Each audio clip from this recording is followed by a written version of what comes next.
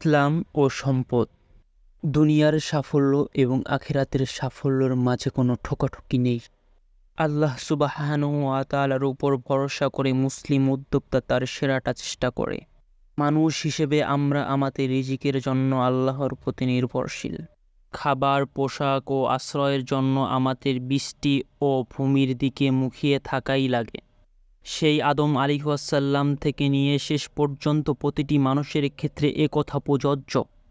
তাই রিজিক খুঁজে নিতে হবে, তবে সাহায্য চাইতে হবে স্রষ্টার কাছে। তাই কয়েকজন নবী বিরাট ধনী ছিলেন। আল্লাহ আর রাজ্জাকের কাছ থেকে এসব চেয়ে নিয়েছেন তারা। এ ব্যাপারে সবার আগে সামনে আসে সুলাইমান আলাইহিসসালামের ঘটনা।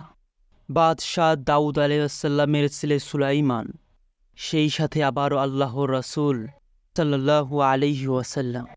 আল্লাহ ইতিমধ্যে যে সম্পদ দিয়েছেন তা তো আছেই, এরপরও তিনি যে দোয়া করেছেন যা গোটা সৃষ্টিজগতের কেউ পায়নি আর পাবেও না। তাই তার রাজসীমা শুধু ভূমিতেই সীমাবদ্ধ থাকেনি, সাগর, বাতাস, এমনকি জিনদের অদৃশ্য জগতের উপরও ছিল তার কর্তৃত্ব। নবী রাসূলগণ হলেন আদর্শ মানুষ, সকল বিষয়ে অনুকরণীয়। কুরআনে তাদের কথা আনা হয়েছে যেন আমরা সেখান থেকে উপকৃত হই এবং তা বাস্তবায়ন করি। তাই আমাদের পরিশ্রমের পাশাপাশি দোয়াও করতে হবে।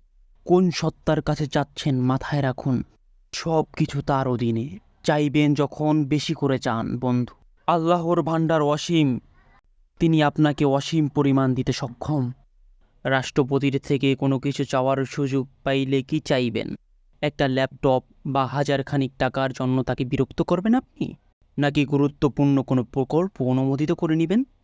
এবার ভাবুন সেই রাষ্ট্রপতির স্রষ্টা আল্লাহর কথা। রাষ্ট্রপতি যা কিছুর মালিক, তারও মালিক আল্লাহ সুবহানাহু ওয়া তাআলা। তাই আরও চান বন্ধু, আর দেখুন কি হয়।